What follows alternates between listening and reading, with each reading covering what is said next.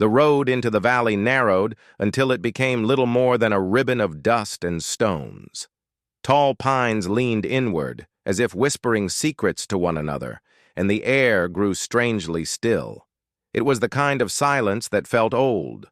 Older than engines, older than wires, older than hurry. At the end of that road sat a small town, resting quietly between hills like a forgotten thought. Wooden houses lined the main street, their paint faded by decades of sun and snow. A rusted clock hung above the general store, its hands frozen at 10 minutes past 4.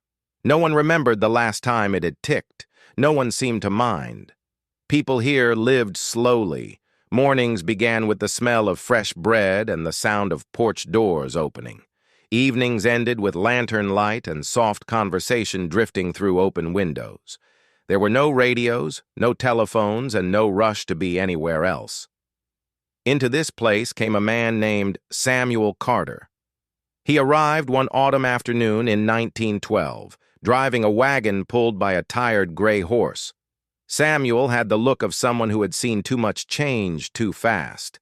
His coat was worn, his eyes carried the weight of cities and railways and years that moved quicker than the heart could follow.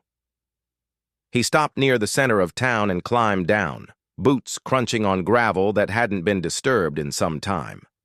An old woman sat on a bench outside the post office, knitting slowly. She looked up at him, smiled gently, and said, "You're new." Samuel nodded. "Just passing through," he replied. She chuckled, as if she'd heard that many times before. Most folks are. Samuel planned to stay one night, just one. But that night, as he lay in the small room above the inn, he slept deeper than he had in years.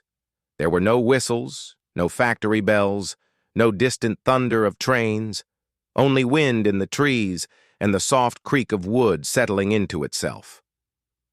Morning came golden and calm. Days passed, then weeks.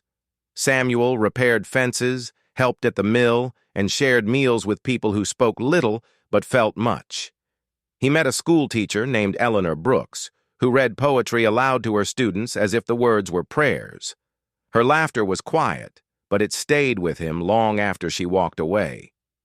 One evening, Samuel asked her why the town felt untouched by the rest of the world. Eleanor looked toward the hills where the sun was slipping away. "Because we never chased time," she said. "We let it pass us by." He laughed softly. "That sounds dangerous." She smiled. "So does living too fast." Years slipped by like leaves on a slow-moving stream. Samuel married Eleanor. They built a life measured not by clocks but by seasons. Children grew, elders faded, and the town remained, unchanged, patient, waiting. Then one winter morning, a distant sound broke the quiet. A train whistle. Men from the outside arrived with papers and plans, speaking of tracks and progress. They promised jobs, growth, and connection to the modern world. Some townsfolk listened with curiosity, others with fear. Samuel stood among them, older now, his hair touched with gray.